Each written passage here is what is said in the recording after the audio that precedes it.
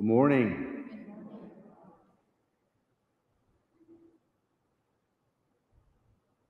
The figure of Francis Xavier Cabrini is one who sought to lose her life for the sake of Jesus. She, born in 1850 to a wealthy farming family, the youngest of 13 children, only 4 who would make it through adolescence. She was regaled with stories of the sharing of the faith with the foreign missions. So you imagine, like, we are, in a certain sense, what we dream about, what we hope for. In the heart of young Francis Cabrini, she added the middle name when she becomes a religious, was one that was fired with a love for Jesus and an awareness that there were people who didn't know about him, that the church was all about sharing him with. And she would make these little paper boats, and she would put a flower on them and place them in the river near her home. It was in Lotto, Italy. And she would hope that this boat, a sign of accompanied by that, she thought the flower would be like a missionary. They would make it to China. She had this great desire to share the faith with China.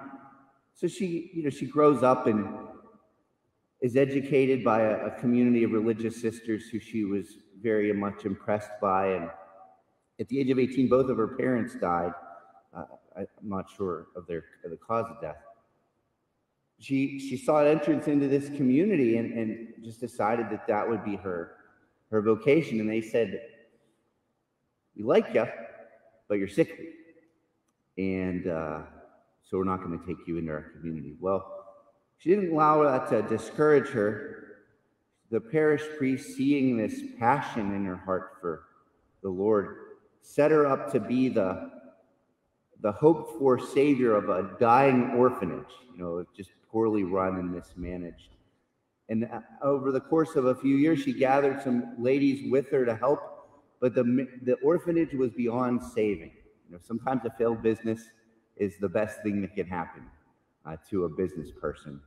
And this is the case with this orphanage, because it left her with a little more familiarity with how to be a missionary, how to build, help the little children, but without any work to do. So the bishop of the diocese sort of invites her to form a community that would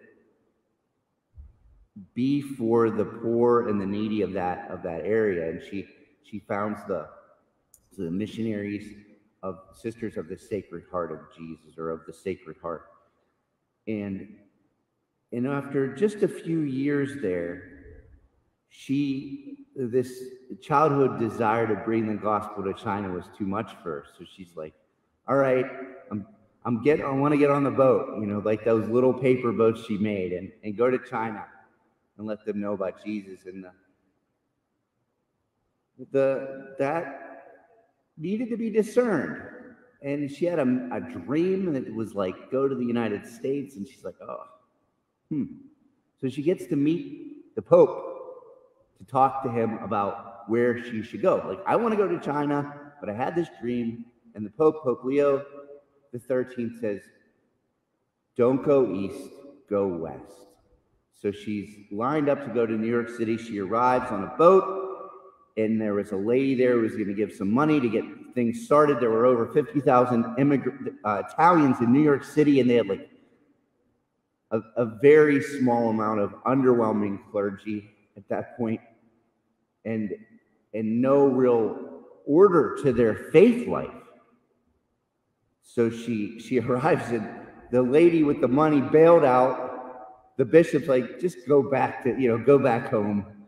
We can't do it." And she's undeterred. She meets with the woman, apparently like talks her into, opening up the pocketbook, and for a while stayed with another religious community while she began this work of building orphanages and schools for those Italians who didn't know Jesus or were too poor to even eat or have a shelter.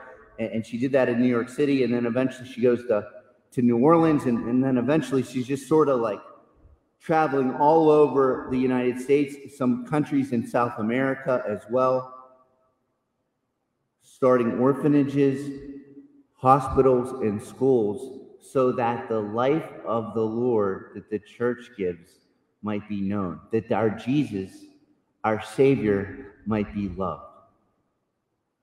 She died in the city of Chicago in 1917 at the age of 67, and it didn't take long for her to become a blessed and then to be canonized, the first American citizen saint, obviously not born here in the United States.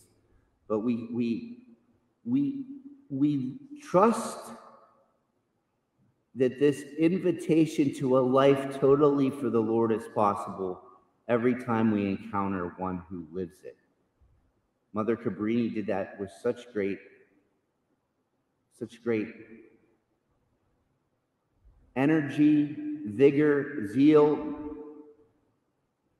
and goodness, that it should inspire us in our lives to be undaunted by those things that would hold us back from what the Lord desires us to do, which is to be all His, and whatever our circumstances, and to share His life with others.